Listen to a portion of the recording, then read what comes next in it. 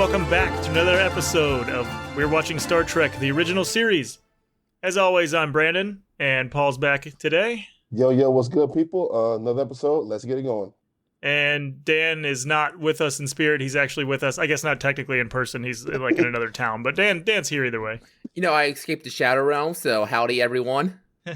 It's good to have you back. It was, it was a long episode. Long week for I you. said something about you in spirit, and it sounded like a eulogy we were talking about when we first started the episode. So apparently I may have been talking a little bit too much. Wait, so if you're here like in person, are you not in spirit then as well? Well, it's complicated, and we don't have time to talk about where I'm at currently. Yeah, you're at your headspace and all that. Oh, man. All right, so we're just going to jump into this. It's Season 1, Episode 20, Court Martial. Original air date is February 2nd, 1967. And it's court stuff, which is really relevant right now, oddly enough. We keep having that, too. Like, we run into these episodes that are really relevant in current world topics, which I know we try not to really talk about those on here because we don't want to date the podcast. But yeah, there's some good stuff going on there. I would say that to you all the time. I would say somehow these real world things in this episode, the show keeps coming full circle, which is kind of rare and random, but it happens. Yeah, all this time later, and it's still really relevant to current events, which is crazy. Yep. But this episode, it opens up with a shot of the Enterprise, and we get a second ship, which is the USS Intrepid, and they are orbiting an Earth-like planet. And it's interesting to get to see another ship, but it's kind of disappointing that it just looks exactly like the Enterprise with a different name on it. I was kind of hoping for like a different design. I wonder if that's just the design of all ships look that way. I'm assuming that all the basic ships look that way, and then they just name them something else. I mean, so far, yeah. 100%. They look exactly the same. We've only seen the one other now. Well, these might be like the first, generational starships, right? So they might all look alike. Well, if you think about things, like so many things in life look exactly the same anyway. You can customize things. By the time when you go, you go to let's say a battleship. I'm assuming all the battleships in the army right now look the same, or in all spaceships, I assume they look the same, and then eventually there's a different design, and they don't change it in the future. Right, and if the ships have the same purpose, it's not like they're going to go out and change them all. Like every aircraft carrier looks the same because it does the same damn thing. And then as technology changes, we change the design. But if it's not broke, don't fix it. Yeah, one thing I noticed right in the first scene we're about to get, by the way, was in the background, it says starship status, and it lists all these numbers of the spaceships and how far they are from getting maintenance on. I thought it was really cool. I never researched all the numbers to find out the names of all the ships, which I should have done. I don't know why I didn't, but that was really cool. Yeah, because right here they're going back, or they went to Starbase to get some maintenance done on the ship, and I feel like half of their 5-year journey would be doing this, because that ship has been fucked up so far. Everything from internal stuff to literally getting hit with a nuclear blast. This thing has to just spend a shit ton of time getting repaired. I didn't think about that. I assume they had like a self-repair people on the ship for everything major, I'm assuming, but maybe it's like a certain amount of time you have to go and get it fixed no matter what, because you might be too far away from a star base to get your stuff fixed if you get hurt. But they can't bring like big panels to repair the outside of the ship, I'm sure. I mean, there's obviously has to be some stuff inside that they can fix, but the major damage, they're going to have to go somewhere. I'm sure you got to get, your oil change at some point, even though it's not oil. That they're the old ship's oil. That's a good way to describe it. Like it's easy oil. How much oil do you think that thing takes? Oh my goodness. Oh man. They just 100 gallons? Bust out a fucking shipping container of those like quart containers. Oh, let's get her started. Imagine if it took like a drop. Maybe imagine if it took like one drop of oil because it was so special. It's like the one drop of oil that's lubed up the whole It ship. Runs like brand new. Yep, one drop. Yeah, so they're orbiting this planet, and you can see a couple shuttlecraft that are leaving the Enterprise and heading down towards the planet, which is weird because why not just beam down there? But whatever, they have shuttlecraft now. They're going to use them all the time, I bet. And we have Kirk giving a captain's log, just explaining that the ship has suffered considerable damage in an ion storm, and they lost one crewman as a result. So immediately I'm like, hey, 47 deaths. And then obviously we know that changes later, but they're going to Starbase 11 for some repairs, and Kirk has given a full report to Commodore Stone, which he looks really familiar, but I can't place this guy. I know it's not the same guy, but he looks exactly like a more modern, lesser-known actor, but it could be him, I guess, if he didn't age. And I guess it doesn't even matter me saying this if I can't bring up a name and you guys don't know who the fuck I'm talking about, because I don't know who I'm talking about. It reminds me of a guy. So we'll say that. But Commodore Stone is the commanding officer of Starbase 11.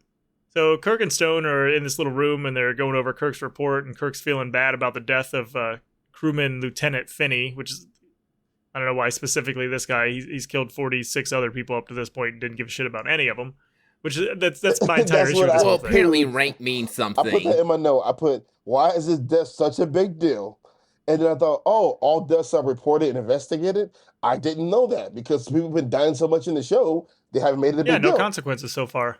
Apparently, when you're a lieutenant, it starts to matter. It's all about rank. You lose the ensigns and nobody gives a shit, but you lose a lieutenant. It's like, hey, we invested in that guy. Yeah, they don't care about the lower deckers. They're like, they're expendable.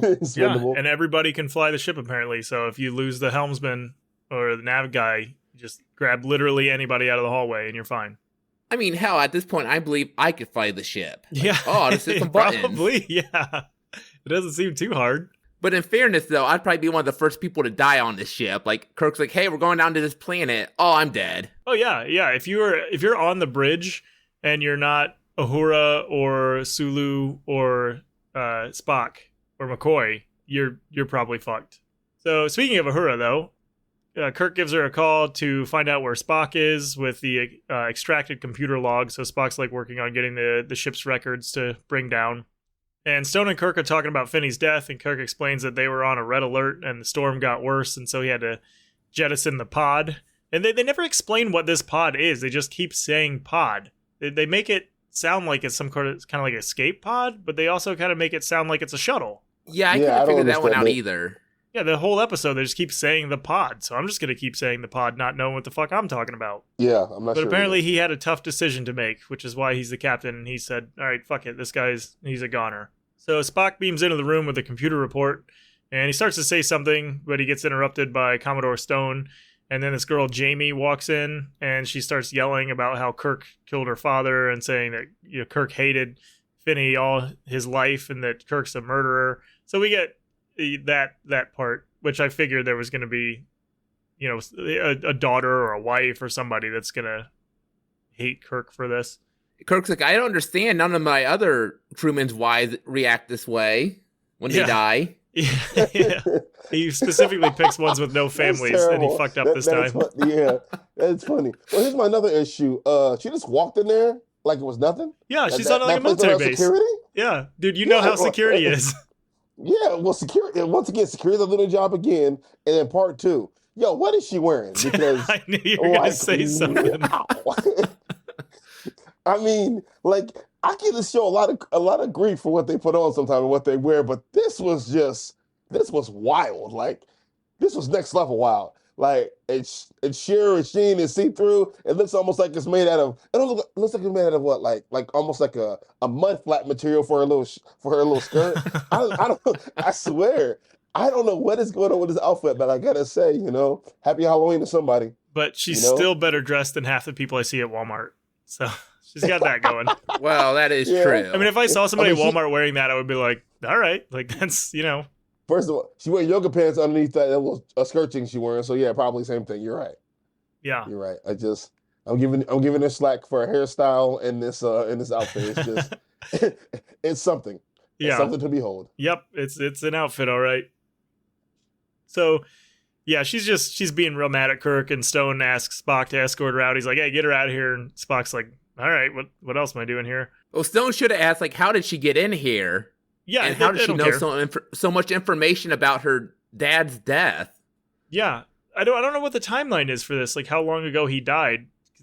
They obviously had time to notify his next of kin, I guess, because they never said anything about like a wife or anything. So apparently it was just him and his daughter, I guess. Stone asks Kirk if he's sure he jettisoned the pod after the red alert, and Kirk's like, yeah, I did. I'm not an idiot. And Stone says, well, then you've committed willful perjury, saying that the computer log says that the pod was jettisoned before the red alert. So he's just saying Kirk lied and, jettisoned this guy for no reason. And so he confines Kirk to the base while they determine whether a general court-martial is in order, which I assumed, yes, there will be a general court-martial because that is the name of the episode. It would be really weird if there wasn't going to be a court-martial. There was some protester outside the room like, what about the other 47? Yeah. Yeah, I'll tell you guys last week, when I was excited for the episode because I was curious how the court system worked in this era, which had me. I was really interested for that part, which had me excited. Yeah, we saw a bit of it with Spock's trial, and we get kind of the same thing here for the most part. It just, well, there's a bit more into it. Yeah, I was curious about it as well to see like how things had evolved, and apparently not much at all. So anyway, at this point, we get the show opening here, and we come back with a captain's log, just explains current situation, and Kirk believes that he won't be held responsible for Finney's death. And we're still on the base, and Kirk and McCoy are in a lounge just talking to various officers, hanging out, having a good time. And one of the officers makes mention of the loss of Kirk's records officer. That was Finney. He's the records guy. And he's like, hey, I was friends with that guy. And so he makes this kind of veiled accusation that Kirk, like, hey, you did this on purpose. And Kirk's like, well, why don't you say it plainly? Like, what are you trying to say here? Say it out loud. And the guy's like, nah, I'm kind of a bitch and I'm not going to.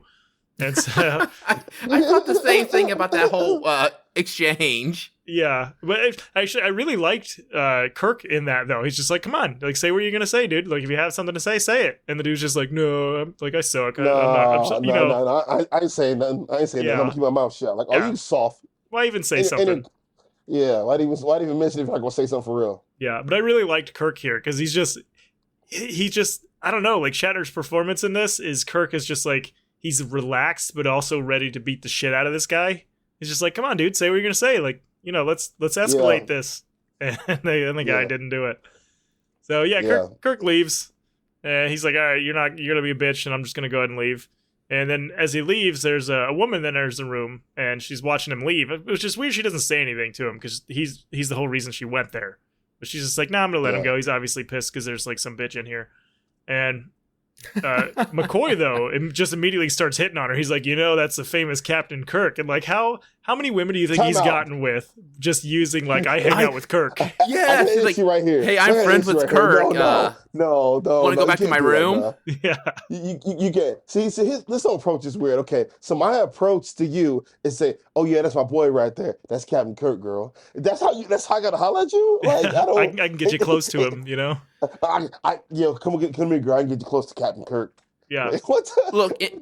Look, in perspective, if you're like Jimmy Olsen and Superman, like, hey man, I know Superman, you'd be using that. Yeah.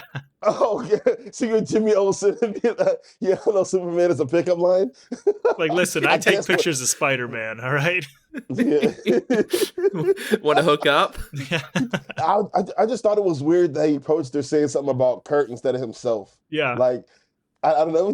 But now that you guys mention it about it being that way, it makes a little more sense in my head. Yeah. Because to me, it's like, if I'm trying to push to get with a girl, why would I mention my friend instead of me first? Because I'm confident enough in myself. Yeah, Bones is just the drummer. And, in order to get to the lead singer, you got to go through him. So. Yeah. Jeez. Yeah, so we move to a little bit later where Stone is doing an inquiry with Kirk to see if there's going to be charges or see if he's going to charge Kirk with perjury and culpable negligence. And it's like only 47 people have died on Kirk's watch to this point. I think Starfleet regulations say that he's good till like 50 or more, so I don't even know why they're bothering with this. It's like, you're not negligent till it's 50 or more, You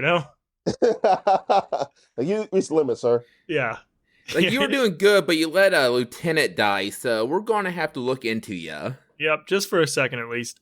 So Stone questions Kirk's friendship with Finney, and Kirk just explains that they've known each other for a long time since the academy, and he explains that they were assigned to the same ship at one point, and he had corrected a mistake that Finney had made that could have blown up the entire ship, and Finney was reprimanded and put at the bottom of the promotion list for this. And so they talk about the ion storm for a second, and Kirk then explains that Finney was at the top of the duty roster, because Stone's like, well, why did you pick him? And Kirk's just like, yeah, it was his turn. So he had to go into a pod and go study this storm. And he explains that the storm got worse and that he ordered a red alert and that he told Finney that he only had a few seconds to return to the ship. And Kirk says that he gave him, all that time and more, and it just wasn't enough. And why the fuck didn't they transport him then out of this pod? Well, I'm assuming the ion storm. My question is, how long has Finney been on this ship with Kirk? Oh, apparently a while, and he's just now coming up. Well, that's the issue with us. See, we watch TVs and movies now a lot deeper than they did back in the days. So for us, we're thinking, okay, we done watched 20 episodes already. We haven't seen Finney. So there's no character build-up for him. It'd have been different if he was a couple episodes and we got to know him, and then this happened. Now we're just like, oh, this Finney guy shows up and he's really important and important or whatever. And we're like, okay, dead. Whatever, and he's dead, and it doesn't feel that it don't feel that deep as it should be. Like, I don't give a fuck about Finney. Right? Yeah. Like if this had been like Doc or Spock or somebody, I could be like, oh my gosh, he got Spock killed. Like I can wrap the head around how big this is. But it made the idea of this episode, even though it was supposed to be a lot higher, the drama, it was kind of lower because we didn't really care about Finney enough to make it a big deal. And I think the add to your point, if they wanted to build on that, they should have done a flashback of like Kirk and Finney, and during I thought the they were going that way when Kirk was explaining the whole Academy thing. I was like, oh, cool, we're gonna get some like flashback memories or something of them hanging out or whatever. No, just nothing. I agree, and I agree with that so much because if we had seen the flashbacks, we could have saw their friendship develop and have that last moment mess them. They could have been best friends. That moment changed them forever, and then see them grow apart slowly. Then we can understand Finney's resentment to Cap. We're hearing about it, but we're not really understanding how close they were at the beginning because we're not seeing it. And I thought the same thing. I thought it would show flashbacks and didn't. And that's the opportunity they missed here. I'm starting to think that being friends with Kirk just eventually gets you killed. He was friends with Gary Mitchell. He's dead. Finney, at least at this point, is dead.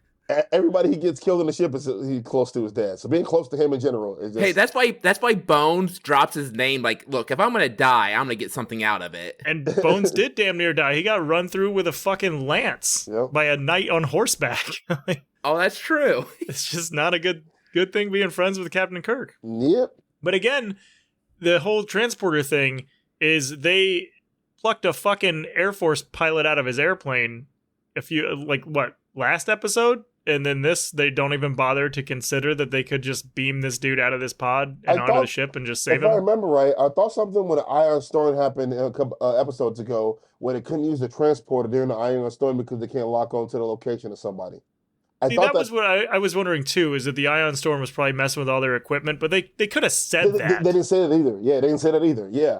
Like you can't just leave me to the viewer to assume that. Yeah, you can't just leave me to do that. I'm going to just assume other weird shit's going on with the transporter. Like maybe Scotty's having a fucking orgy in there and he's busy and can't use the damn thing. Well, it's just funny because they want, we're asking... The famous Scotty orgies. Yeah. We're asking them to, throw little clues in there to guide us along. And at the same time, we tell them, don't make us feel stupid.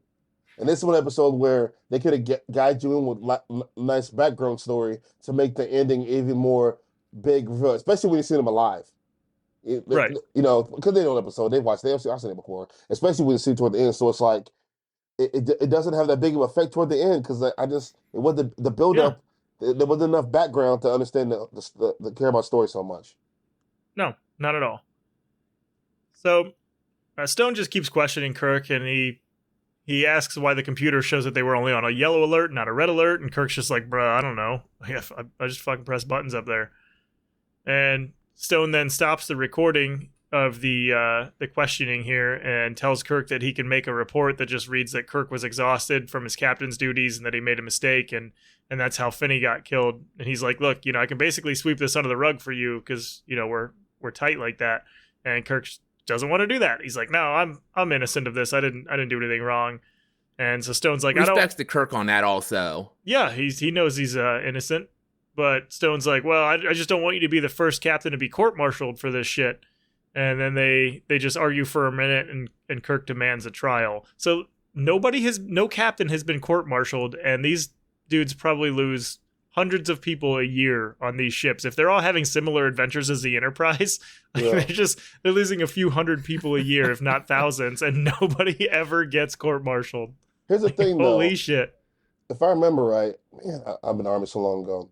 I think the court martial is when it is the final part of it, isn't it? Or the process court martial. Because isn't the court martial just like a military trial? I'm not sure if it's a military trial or if it's the act at the end when you get court martialed, as in you're done. Like it's the act of court martial when you're done, or I don't know. It's a weird question. I thought that the court martial was literally just like a regular criminal trial, just within the military. Because you fucked up like a military duty. Yeah, see, I wonder. I'm curious. Yeah. So we go to a commercial break and we come back with another captain's log explaining that the Enterprise's repairs are almost completed and that the officers they're going to be on the court-martial board. They're on their way to the planet to do that. and they get to bring their fancy uniforms. So Kirk goes back to the lounge to meet with the chick that was talking to McCoy, and he flirts with her for a little bit, and they obviously know each other from the past, because Kirk just fucking knows everybody. He has a past with literally everybody. Oh, correct. All the females, especially if you're blonde. Yeah, especially if you're blonde. All the blonde females. Kirk spend time with him. Apparently, he has a type. Yeah, definitely does. So she expresses her concern for him with this case, and she gives him some advice, saying that the court's going to try to make it his word against the computer's word, and that he needs a really good attorney. And he's like, well, you're an attorney. You can help me out with this. And she's like, no, but here's this other guy, Samuel Cogley or something like that. And he's like, well, how do you know so much about what the prosecution's going to do? And she's like, because it's me. I'm the prosecution. She does like the fucking dun, dun, dun. Vince McMahon takes the hood off. It was me, Austin. It was me all along. That's her. Yeah, I think two things are funny about that scene. First of all, she's counting the days since they've been apart, which is like, oh yeah, she and the Kirk. And yeah, she knew almost to the hour. Yeah, to the hour. And then my thought too is it legal for her to be talking to him since he's the prosecutor? Right. No.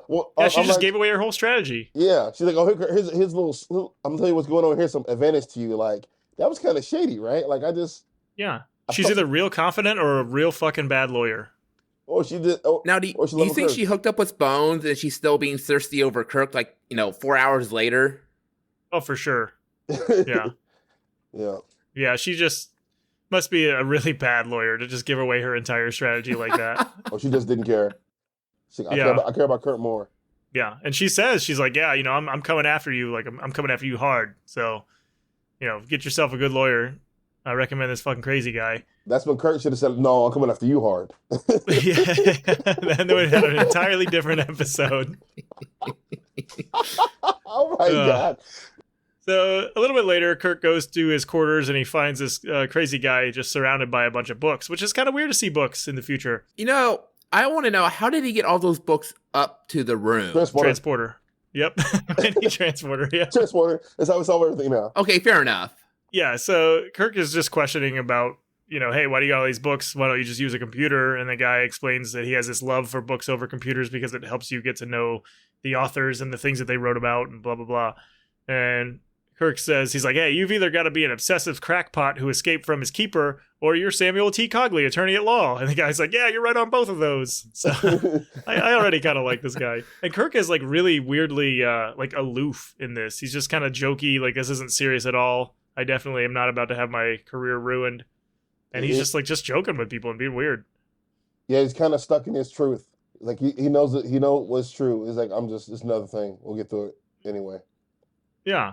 So we skip ahead a little bit, and the trial is starting, and Commodore Stone introduces the officers of the board, and Kirk consents to having them having Shaw as the prosecuting attorney.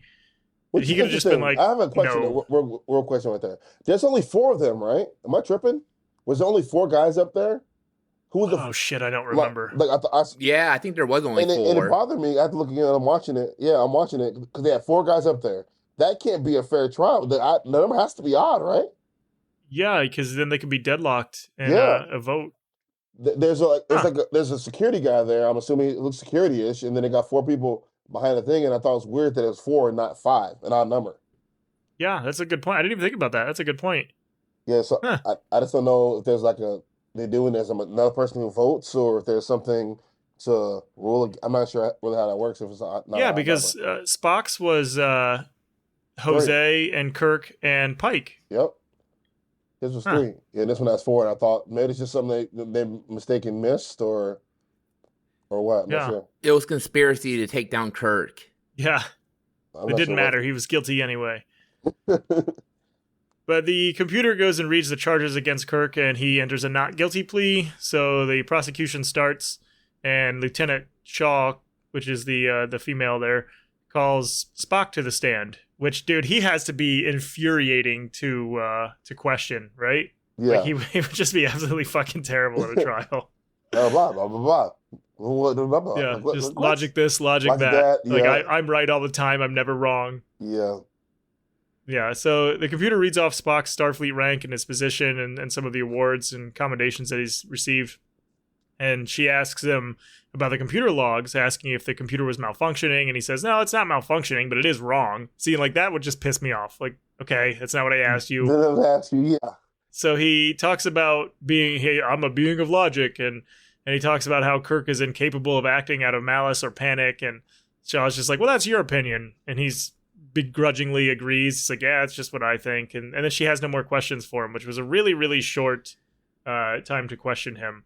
So she turns it over to Samuel T. Cogley, and he doesn't have any questions either, which I thought was really crazy. And it gets, for good reason, it gets to be pretty good. Oh, I laughed. I'm like, maybe he wasn't paying attention. Like, oh shit, trial started? Yeah, he's just over there reading his fucking books. He's like reading comics. He's like, oh shit, I didn't even know. Like, I thought they were gonna say go, but we just kept going. We started it. So she calls a personnel officer to the stand, which we didn't even get a name for this person. And she asks her about Finney's records and disciplinary actions that she got, or that Finney got from the incident with Kirk. And the personnel officer just basically confirms, yeah, Kirk fixed this thing, dude got in trouble, the end. And so Shaw's done, and Cogley still has no questions for that person. So they call up McCoy to the stand. And she asks him if Finney could have hated McCoy for ruining his career. And McCoy's like, yeah, I guess that's possible, which Cogley's a shit fucking lawyer because he should have objected for speculation there. Like, you can't... That's what I thought. Assume what that guy thought. Yeah, he didn't care, though. I think he was so stuck on what the one thing that he thought was important enough that all this crap didn't matter. Or maybe you just can't object for speculation, but you can't just be like, hey, do you think that this dead guy hated Kirk? Like, you can't do that. That's not how that works. Possibly there's a chance that maybe he did. Like, yeah, he could have been a salt vampire too. We don't fucking know.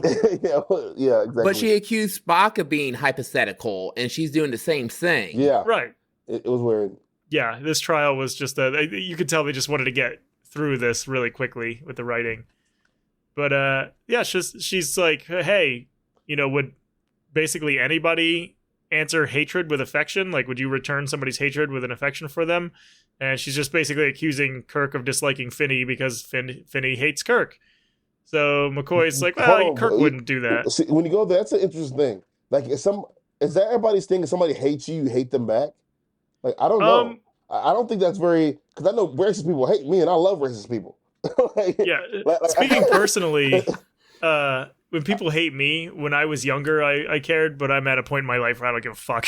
Hate me, you're gonna get met with indifference. I guess it's just a weird irony thing. I'm just thinking about when they brought it up, and so it made me think about it. Like the idea of somebody hates you, so you hate them back. I don't really fall out myself in life.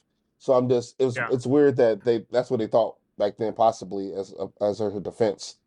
Like, justifying that's just a weird justification to me personally. I wonder, was Kirk's responsibilities, I doubt he would fixate on one person that he would hate. Like, he would just probably like, hey, I'm going to transfer you to another ship if I don't like you. He takes a little time every day and sets it aside to do something bad to Finney because he fucking hates him.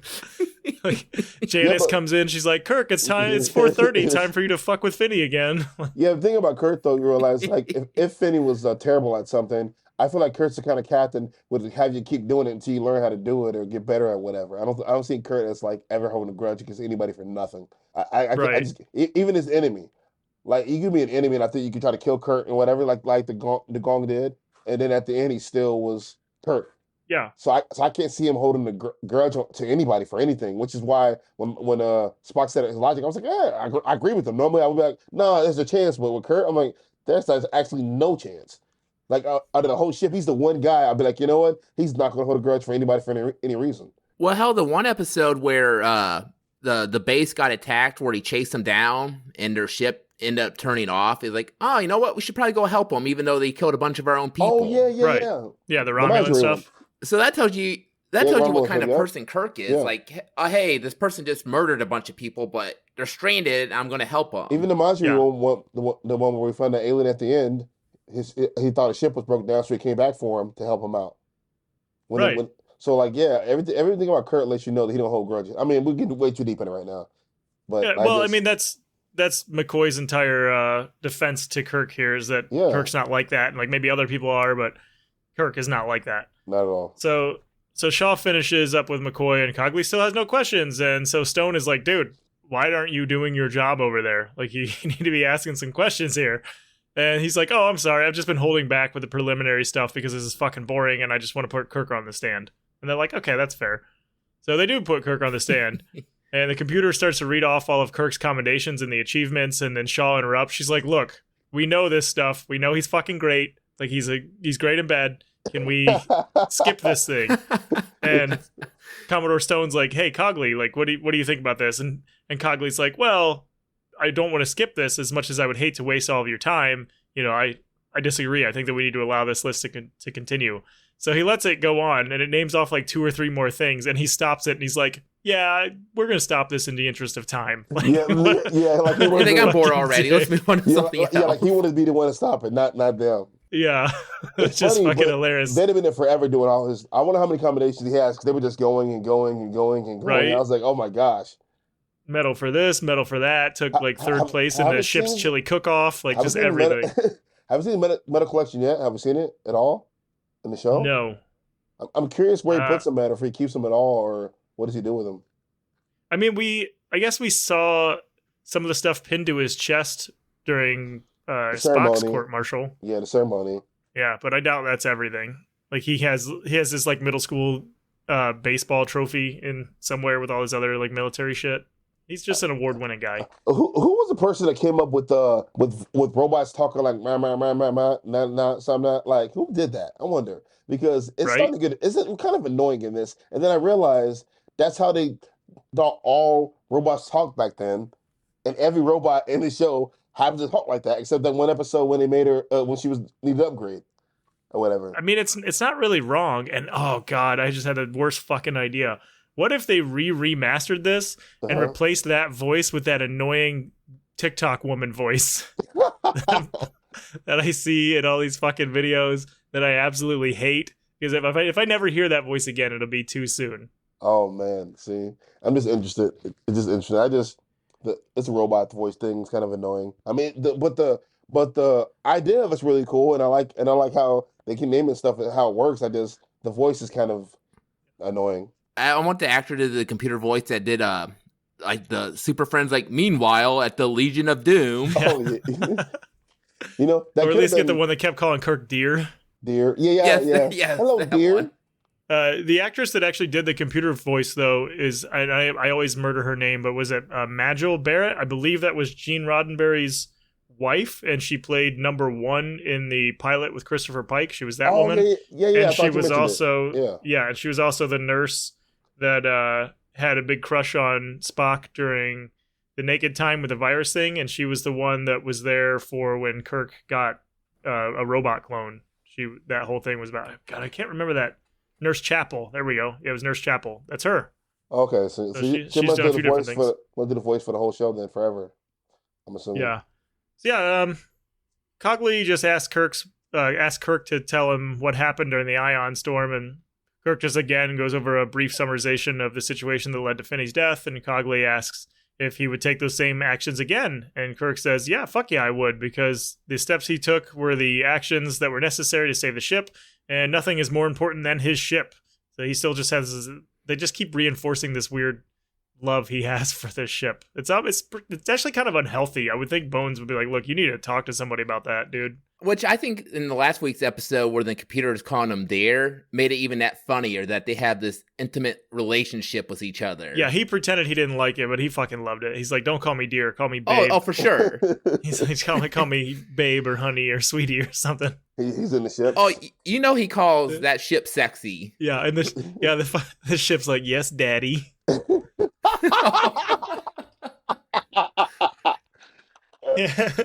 Captain Daddy. I feel you walking beside me. Oh, God, no. Oh my God. Oh no. Oh my gosh, no. Fuck. All right. So Cogley turns the witness over to Shaw, and she plays this video computer log of the events from the ion storm, which is really weird that they have a dashboard cam that doesn't, it's not really for their dash, it's to watch the inside of the, like they have a Nest cam inside the bridge. Yeah. Kirk's like, oh shit, I hope they don't record everything in here I do. Yeah, Kirk's like, did they see that time I got that really big booger and I didn't have anywhere to put it, so I just ate it? So yeah, the video shows the Enterprise shaking from the ion storm, and Shaw is like, "Hey, highlight this part where Kirk presses buttons because apparently we have a fucking camera in his chair that watches the arm of the chair for some reason." Yeah, the angle of the image. Yeah, so it cuts to that where Kirk is he sets the yellow alert, and then they move forward with the video a little bit, and the Enterprise is like shaking a bit more, and the video shows Kirk hitting the jettison pod button and not the red alert button, which is the jettison pod button is in a fucking terrible placement. Like, how do you not hit that on accident? Oops, my bad. Yeah.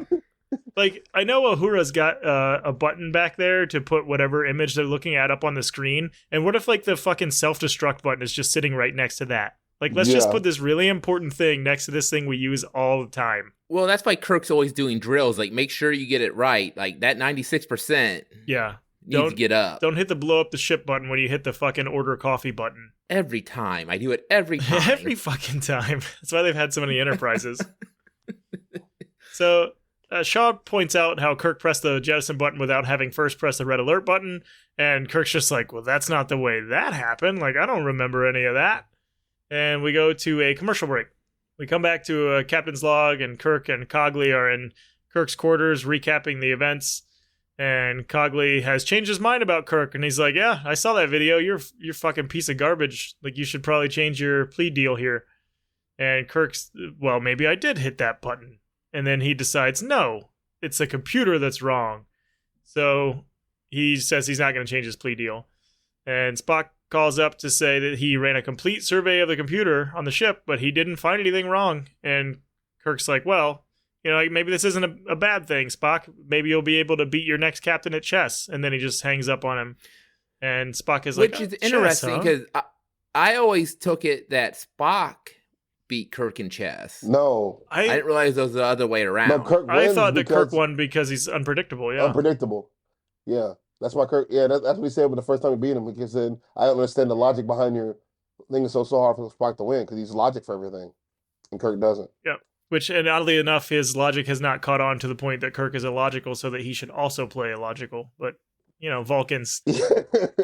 It's their greatest strength and their greatest weakness. Yep. Absolutely is. So Spock gets an idea from that. He's like, oh, chess, huh? And he just leaves to go, presumably, play chess. But in Kirk's quarters, Jamie enters the room and asks Cogley to make Kirk change his plea because she's had a change of heart, and she realized that her dad's death was not Kirk's fault. And she says that she read through some of her dad's papers that he had sent and realized how close Finney and Kirk were, and she apologizes for the mean things that she said to Kirk earlier, which was a really weird change of heart for this character. I thought that there was like an ulterior motive behind it, but there never was. She's just like, I'm sorry, I was wrong, which, hey, good for her, but also real weird. It's one of my weird issues because, like, this last time I see her, right? I'm ruining the episode for you guys. You guys watch episodes before you come here. Come at the same time. Figure it out. So this is the last time I see her, right? Yeah, that's it. I thought that maybe they would show her at the end to use her as advantage, or I thought she was in it with her dad or something. That would have been a bigger thing. Like, oh, like they want him to suffer. They didn't want him to, you know, do whatever the hell's going on. Oh, that would have been a better plot twist if they were in it together. Yeah, so I thought maybe her and her dad would be in it together. I thought that made more sense. Like, I don't know. I just personally thought it made more sense that she went with the dad and that he would tell her life she was raised. Kirk is the enemy. Yada yada yada. So she hates Kirk. Now she comes in here like, oh, you know, feeling bad about it a little bit. Like, oh, I can't take it that far. And he comes in here, we got to stop this. Like, I don't know. I just think they left a lot of space in here for some that could have been dealt way, way better, especially when it's the last time we see her. Damn, Paul. Now I wish we would have got the episode where they would have been in cahoots with each other. I think that's a better. I think that just makes more sense to me in my head if they did it that way, it would have been done much better. Yeah, instead we're left with this really weird scene of Kirk holding her awkwardly. Yeah, her awkward just sitting there, and it's weird, awkward hold. I know it's a weird hug. His hands are like around her shoulders. It's very cringy, man. It's very cringy. You got to look at it again. It's cringy, man. Oh God, it's Miri all over again. Keep Kirk away from your kids. Keep him away. I like him and all, but keep him away from the kids. I'm telling you, man, it's very uncomfortable. He's rubbing her shoulder and stuff. I'm like, oh, it's cringy, bro. Like, how you doing?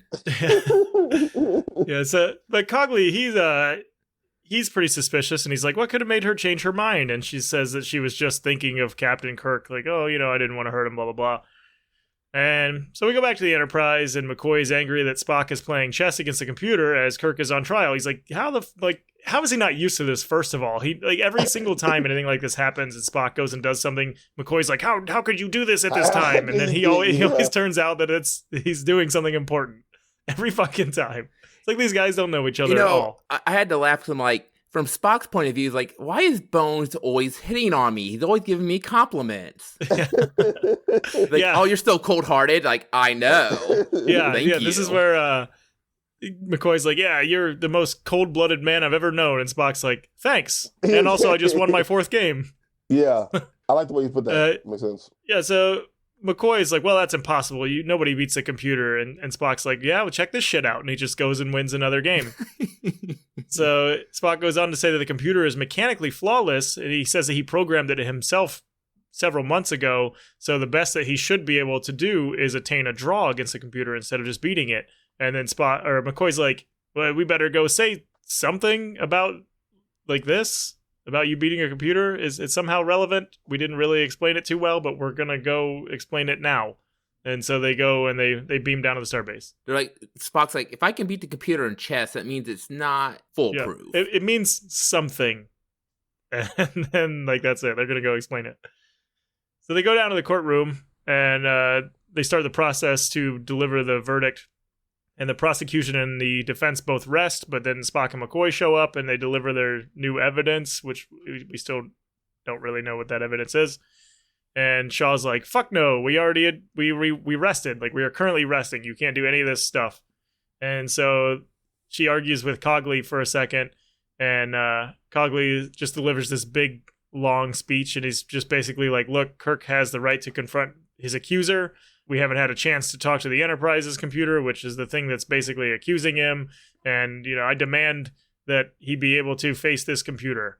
And it was a really long-winded speech. And basically, Stone's just like, all right. I mean, you could have just said that. You didn't have to ramble for fucking 45 minutes. But yeah, we'll do that.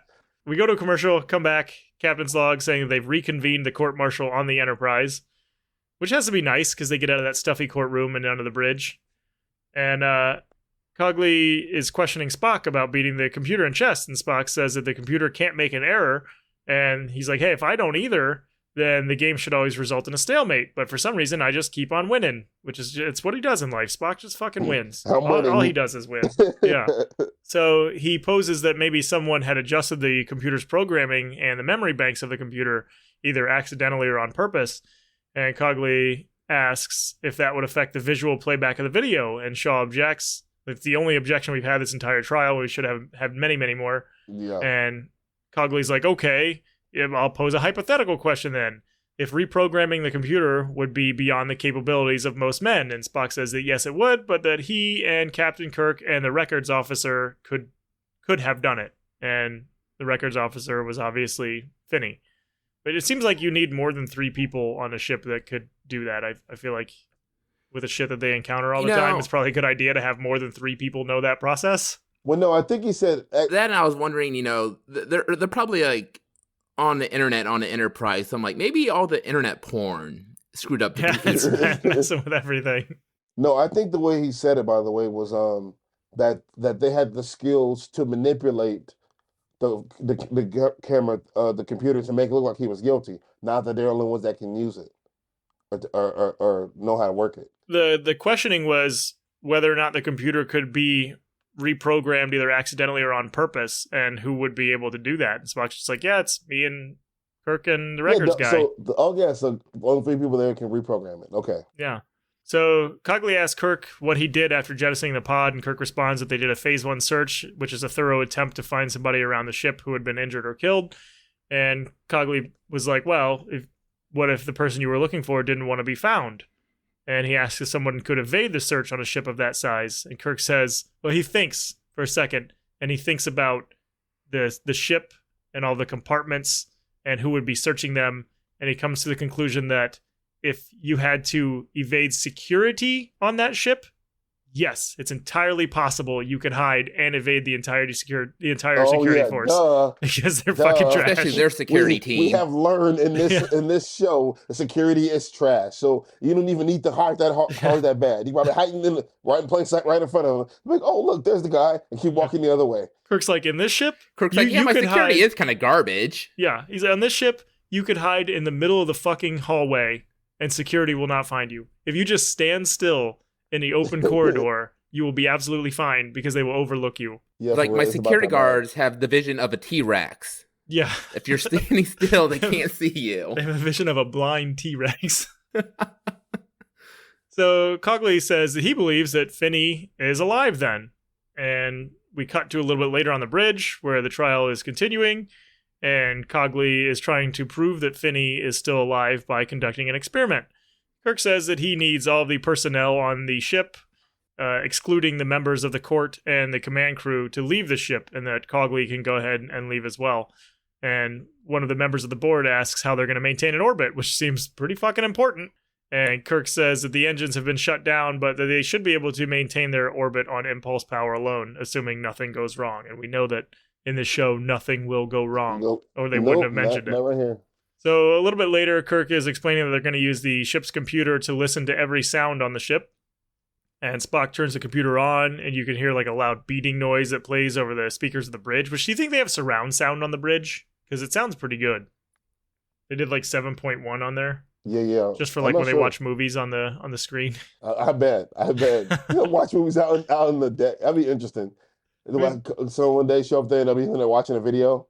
Yeah, you got nothing else going on. You go down to like the food replicator thing, get yourself some popcorn, and just pop in like the John Wick trilogy or however many on the bridge. Have we seen them watch a video yet in the show? No, I think everything's been like a live feed and I know pay-per-view Kirk they had against the Gorn. videos with the Marcy episodes, the 2 episodes where they do the flashbacks. Yeah, but that wasn't on the bridge. That was in different room. Yeah. I wonder. So Kirk explains what they're hearing as the heartbeat of everybody on the ship, and he explains that McCoy is going to use a white sound device to mask out each person's heartbeat so that it'll be eliminated from the sounds that they're hearing. And the white sound device is literally a fucking microphone. They've had some really, really good props in this show, and they're like, we need something that looks, like a good... Like a microphone? Yes, it just picked a fucking microphone. It's exactly what you think it would look like, though. Like exactly what you thought it would be used for. You're like, oh, it's a microphone, but it really is just a microphone. Yeah, we've seen so much cool shit. They couldn't come up with something like, I'll just use the microphone. Yeah. That works. Like he goes to each person, touch the microphone in their chest, just touch it for a second, record the sound, get rid of it. The device that they used to unlock the doors in the last episode was more well thought out than this device. Like, we have these cool-ass flip phone communicators that are way before their time. We have tricorders and scanners and medical devices, and then this one, they're like, we need a device to listen to these heartbeats and eliminate them, and somebody just hands them a fucking microphone. They're like, microphone? Here. He's like, this made this look good. They didn't paint it. They didn't do anything. It's just a microphone, and I don't know why that's so funny to me. I think it's different. You don't think it's different? No, it's just a silver microphone. You don't think they changed that at all? You don't think? I don't think so. I feel like they made it really, really silver, and they put some red around it, and I thought they added a button to it and something at the bottom that turns, because he turns it every time he puts on each person's chest. So he does this like turning action, but I don't think he's actually turning anything. I think he's just making the motion. Okay, I'm curious. Okay. I think this is crazy, and this is the first time that I thought this could be happening in this series, but I think he might be acting. I'm starting to think that this is not the documentary that I believed it was going in, and these may be actors. He's acting that he can move it. I'm gonna go back. Everybody knows I watch the show while we're talking about it, so I'm gonna watch this part and double check. Yeah. But yeah, that's what he does here. He uses the little device with the microphone to mask everyone's heartbeat in the room, including his own. And then Spock eliminates the sound of the transporter crewman's heartbeat, which if they could do that from the bridge, why didn't they just fucking do it anyway and not use the microphone to begin with? But I guess that's not important. I do think that this whole heartbeats hearing thing on the ship actually was a really cool idea. That's one thought out there.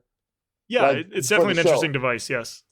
But I thought about it. Okay, a ship this advanced, there's no ship scan system that hits a button and just scans for heat Yeah, they can in the whole they building. can Right. scan an entire planet, but the ship cannot scan itself for some reason. Yeah, I find that kind of weird. Yeah. Like, I bet once it the guys are like, can "Oh, in yeah, the by future way," though. I bet after this episode they go, shit, we didn't think of that. Yeah, I just think where they can hit a button and be like, "Yo, how many heat signatures are in here? Oh, we got 10 enemies inside our ship. Okay, the heat signatures different. Whatever it is, let's find out where they're at." Like, boom, boom, boom. I just think that's weird that they don't have an easier way to scan. It's just the Right. heartbeat thing. I'm saying the heartbeat thing is still cool though. The idea about it, Yeah, thought the of it idea is really good. cool. And I just think it's weird that that's what they have to rely on. that seems to be a thing we keep seeing in this is we have to remember that this was first season, so things like the shuttle literally didn't exist because nobody thought about it. So maybe going forward they change this, but I don't know. Well, it'll be fun to see anyway if it comes up again. But they can, after they eliminate everybody's heartbeats, they can only hear the sound of one being heard over the bridge speakers. So Stone is like, you know what? That might be Finney. And Kirk has Spock localize the sound so they can figure out where it's coming from. And they narrow it down to B deck near engineering. And Kirk asks Spock to seal the area off, so they do that. And Commodore Stone's like, okay, yeah, I think he's alive. And Kirk is like, well, I'm going to go solve that problem. And he wants everybody to By stay on the myself. bridge. Yeah. He's like, you guys stay here. I know we're in the middle of a fucking trial, but you chill here and I'm going to go find out if this guy is alive. So now our death counter goes back to 46 from 47. Oh yeah. A little bit later, Kirk is walking through the corridor with his phaser, and we get a really weird narration from him that's not a captain's log. It's just him talking over scenes of himself just walking through the corridor, which I think that's the first time we got that. And so he's just explaining that Cogley went to the planet to bring Jamie on board the Enterprise because he thinks that it'll make Finney easier to capture alive if they use her against him. Okay, talk about right here. He even said bring her on the Enterprise, but she's not on the Enterprise. I don't get it. Yeah, well, we never saw her come back to the Enterprise. Like, I guess we can assume that she did. We just never saw her. Yeah, but not seeing her him mentioning to her is a lie though. Like technically, if she wasn't really there, I feel like Kurt would have had her there. I feel like he should have showed her. I don't know. I just situation where I feel like she should. This episode kind of feels like one of the ones that they made up as they went along, or that they had to heavily cut some stuff. Like that's what it feels like to me, because this narration of Kirk while he's doing stuff is really weird, and they're explaining some kind of important stuff just through a simple narration. Yeah. So I feel like they're either making up as they go along, or they had to cut a bunch of shit. Okay, I can go with that. But Kirk continues his search while while on the bridge. They notice that their orbit is beginning to decay, because who could have seen that coming? Kirk is like checking out engineering, and Finney starts to talk to him. He's like doing that thing where he's making sure his voice, echoes so you can't figure out where he's coming from. And Kirk is just like searching, and Finney's like, yeah, you ruined my career by catching my fuck up. Somehow that's your fault that I fucked up and you caught it. How dare you? Yeah. Dude, come on. I've heard that before. You gotta accept a little blame yourself, Sometimes we just have to admit that we make mistakes, and that's okay. Sometimes we make a mistake that blows up an entire ship, killing 600 people. And you know what? It happens. You grow and you move on. You forgive yourself. Sometimes make a mistake that shuts down a line at work for hours, It just happens. Yeah, it happens. It happens. When you're dealing with antimatter stuff, you're bound to blow some shit up, here and there. Yeah. Nobody's perfect. Right. Kirk continues his search to the engineering room as Finney is talking to him, and then Finney manages to sneak up behind him with his phaser, and he disarms Kirk. So he's like, they fight for a second. He gets Kirk's phaser away, and Finney says that Kirk's death, he's like, well, killing you wouldn't really mean too much to you because you're going to be dead. But instead, I've sabotaged your ship, the primary energy circuits. Like, your ship's dead, so suck on that. While telling you his entire plan, the evil guy's mistake. Why'd you even mention that? Yeah. If you don't say nothing, they don't realize what's going on. They crash. Like, you would have told him what you did. Now he knows what you did. Then I assume he knows he's also going to die on the ship. I guess that too. Because, he's on it, and if it crashes, he like, ain't gonna make it either. He's like, as long as I take Kirk out, that's all that matters. And the ship. He doesn't even have to live to enjoy it. Right. So, really weird here, because he's got Kirk at phaser point, and Kirk just calmly walks over to this panel to call Spock. Like, he confirms it with Spock. He's like, are we really fucked here? And Spock's just like, yeah. And Kirk's like, oh, okay. And then he just goes back to Finney and he's like, why would you kill these innocent people on the bridge? And Finney's like, well, they're just as much to blame for my shitty career as you are. Everybody's to blame but me. Yeah. Yeah. So at this point, I was like, man, Sam Finney looks like a lot like Willem Dafoe. Dude. And I feel like I want to see Willem Dafoe play this role now because the acting was similar. I thought the actor, there's a thing though. I thought the guy was such a good actor, and I was so annoyed about the backstory crap now. Like once I saw Finney finally, I thought, oh, I love this dude's look. I like his face. He looks almost like he's close to going deranged in a way. And Yeah, I thought he looked kind of like Gary Busey. Yeah, like that, yeah, Gary Busey, or like, or Gary. Okay, listen, Gary Busey is actually deranged, though. That's why true. he looks like he's deranged, because he is actually There's deranged. certain guys that have that kind of look about them, and I thought this guy really could pull it off well, and it upset me that they wasted such a good actor on this role that they didn't put the kind of love into they could have. Backstory. And the backstory, like once you meet him, like all this, it could have been so much better. Like this, there was some potential in this episode to be amazing, a good. Yeah, I feel like it was a waste to talk about him for 50 minutes and then show him for 5 because this dude was solid. You're really good at. Like that. What and a then waste. They start fighting, which you skip ahead a minute. They start fighting in a minute, right? And then 2 seconds later, what's this big wrench doing just sitting there? It's an engineering room. They got wrenches everywhere. Oh, no. You see how big this wrench is? This wrench is, oh my goodness. This wrench is, it's just sitting there. Like, you don't have a tool drawer in space? I don't know. But before we get to that, Spock tries to usher everybody to the transporter room, and Commodore Stone is like, no, we haven't reached a verdict yet. I want to see how this goes. I want to hear this guy out. Like, fucking what? Like, Kirk is on trial the dude's for killing alive. this guy. He is not dead. Yeah. Case dismissed. Fucking go home. He's like, let's see where this goes. Even though the ship was decaying in orbit at the same time. Sure yet. Yeah, the ship destroyed. Was like, no, I want to see this fight. Like, you think I'm leaving? He's actually waiting for Kirk to win and kill Finney. That way he can be like, aha, proof, you did kill him, and then just fucking throw the book at him. Yeah, I just saw it happen. I am a witness. Yeah. Your career's ruined. Yeah. So, I forgot so about instead that of just leaving, they stick around, and then this is when Kirk tries to persuade Finney to stop what he's doing, and he explains that he's like, hey, your daughter's on board. And then Finney just fucking loses his shit. Yeah. And that's when they have this fight. And Kirk's got a really good judo throw, too. You can tell he practices that karate. Yep.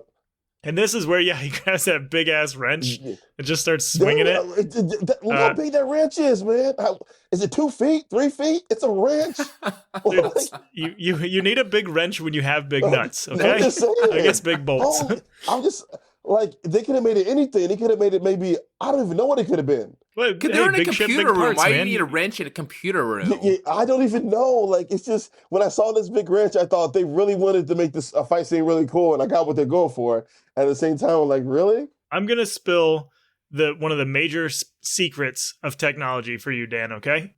If something is mechanical and it doesn't work right, you beat the fuck out of it for like 10, 15 seconds, and then it works right. I mean... So when you have something that big, like the ship, you can't just punch the ship. It ain't going to feel it. You got to have a big fucking wrench. Beaten wrench. You just smack the shit out of it, and then it's going to work. You know, tell me a movie where that has not worked. I mean, that's fair. It worked in Armageddon, when, they're trying to get off Russian components, American components, all made in Taiwan. And then you just beat the fuck out of it, and it works. He's not wrong.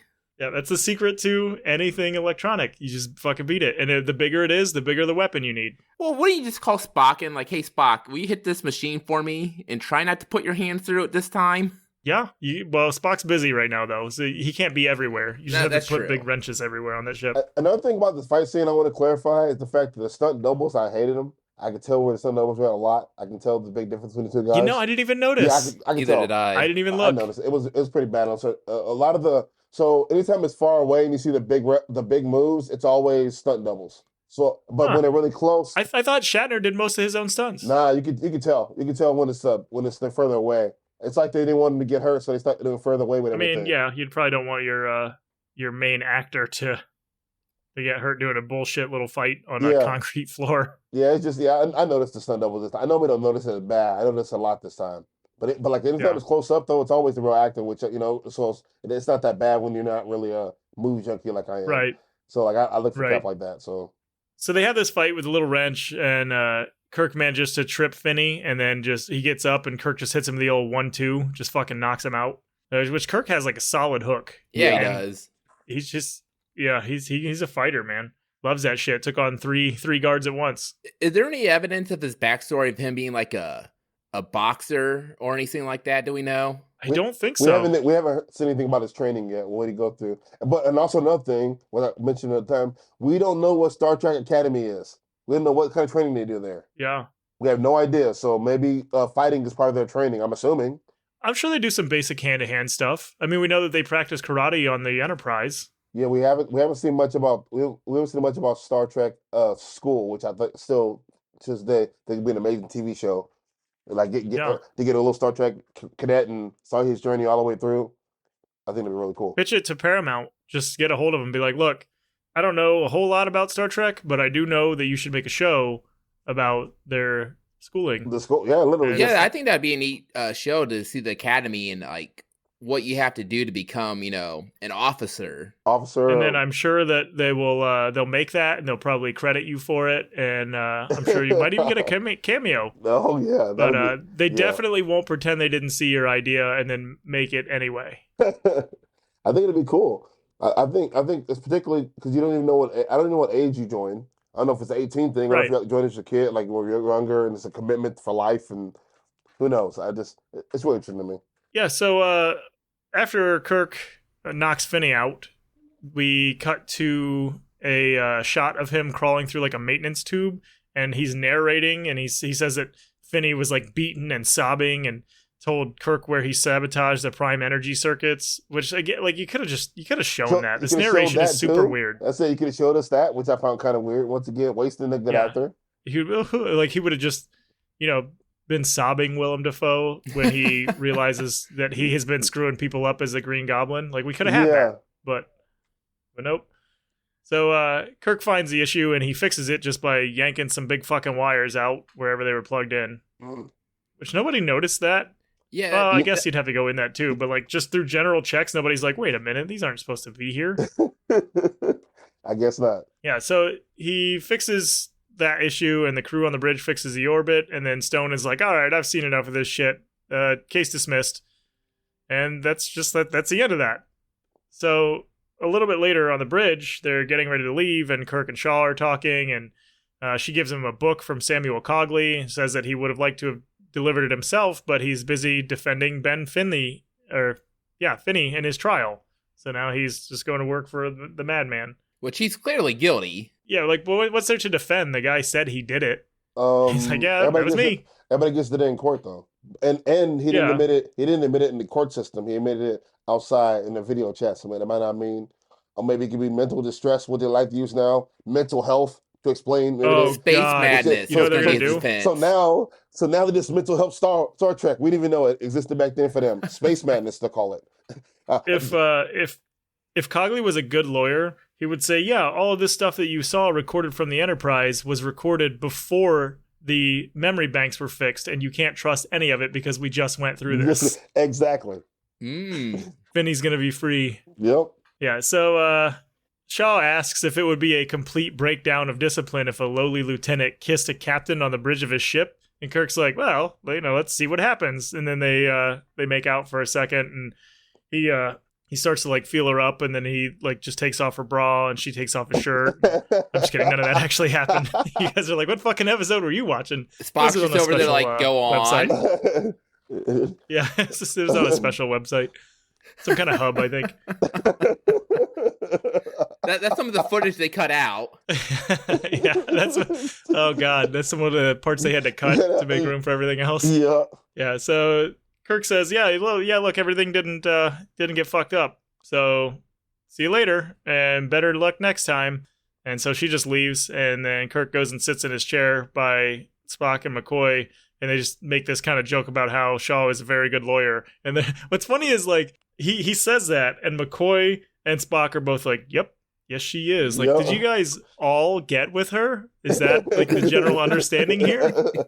Well, we 'Cause can they're just assume like, that yeah, Bones did for great lawyer. sure. Yeah, some bones. Yeah, and that's the end of that episode. Well, see, That they went was- to that was the an Scotty episode. orgy when Kirk was hunting Yeah, down Finnegan.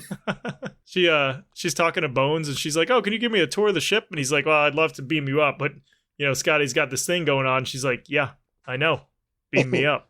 She's like, invite Spock too while you're at it. And then she just gets on there and goes to Scotty. She's like, "Hey, beam me up, Scotty." He's like, "Well, you're already here." She's like, "Yeah, I know. Beam me up." Oh my gosh. So yeah, Paul, thoughts on this one? I actually liked the episode. As critical I am of it, I liked it. I thought it could have been so much better. That had a lot of potential to be an amazing episode. It was a good episode, but it had kind of potential to be one I remember forever. I probably won't remember this as much as I should. Most of all, even there was a lot of clothing things I didn't really get a stack on bad on before. There's it was a cool episode. It wasn't bad. It wasn't bad at all. I mean, if I ever watch this ever again, I probably never will. I wouldn't skip this episode. I just feel like as the movie junkie nerd I am, there's so much potential to make this so much better than what it was. With the backstory not being showed, they didn't show the Ion Storm, and they didn't show Finney and Kirk's history either. So we didn't really fall in love with that whole relationship and felt so betrayed at the end. It was kind of just happened. So Yeah, I'm pretty much in the same spot. There could have been more. It was okay as it was. You know what? I probably would skip this. If I was to rewatch this whole series again, I probably would skip this one. Not because I think it's bad, but because it doesn't really do anything for me. That's really it. Yeah, there should have been more in there. Parts of it were really weird. I really liked the guy that played Finney, and I wish we would have gotten more of him. I feel like he was kind of wasted on this role. Like plays a good madman, that's for sure. I wish we could have just had like a full episode of it. So yeah, not great, not terrible, just kind of in between there. Dan? You guys said it pretty well. I have nothing really to add. I fully agree with you guys. Well, fantastic. That makes this nice and easy, doesn't it? So our next episode is going to be season 1, episode 21, The Return of the Archons. And which I don't think are the guys from StarCraft Trek. It says, his Archons, how do you say that? Yeah, Archons. Archons, okay. I was curious. I never heard. It says the Enterprise encounters a similarly peaceful civilization run by a benevolent being named Vondru, who intends for them to join his people. So I'm assuming he can go to a planet and meet some people who are benevolent. That sounds fucking boring, dear God. I'm assuming they're gonna go to a weird planet and meet some people who are supposed to be all nice and but really they're evil, and then it'll get interesting. I'm assuming. Right. What's funny is that you're reading those from the Amazon Prime. Yeah. The Paramount ones are not that detailed. They're basically just like Captain Kirk and crew do a thing, and then like that's just basically it. Oh no, the Prime Video ones are kind of they keep it like one sentence. It's like 2 sentences pretty much. One sentence, 2 sentences normally. Yeah, that's pretty much it. Just like a quick couple of words on that. So It's really weird. But anyway, yeah, that is it for us on this one. Again, thank you thank you to everybody for listening to us. Yep. If you get the opportunity and you are listening on a player that allows you to rate us, we would appreciate a rating. That would be super cool. Doesn't have to be perfect, just really anything to let us kind of know how we're doing and give us that little dopamine level of, hey, we got a new rating. Yeah, just pretty much, critique us, be honest with us. We're trying to get better. This is 20 episodes in, so each episode I feel like we're getting better and better, and any critical information you guys give us can make us better, or any kind of thoughts you might have that we should add at the end, we're open to hear, so let us know. Yeah, exactly. And if you want to engage with us, you can email us at wwstpod@gmail.com, or you can add us on Twitter at wwst_podcast. And as always, we are found everywhere your favorite podcasts are, including now on, I didn't know Samsung had their own podcasting app, but we're on there now. So that's a thing. Moving on up. I think we're going to be on another one some other time pretty soon. But I don't even remember the name of it. So anyway, we're everywhere. Yeah. So again, thank you to everybody for listening. That is going to be it for me. And we'll catch you next time. Later.